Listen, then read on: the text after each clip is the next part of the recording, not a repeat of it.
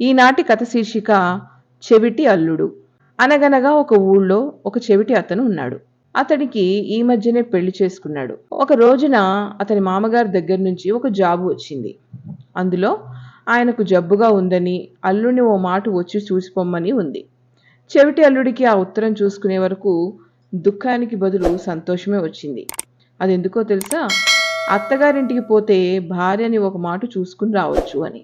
తీరా బయలుదేరబోయే ముందు అల్లుడికి ఓ సందేహం కలిగింది. నాకు చెవుడు దాపురించింది కదా, మామగారు మాట్లాడేది నాకెలా తెలుస్తుంది?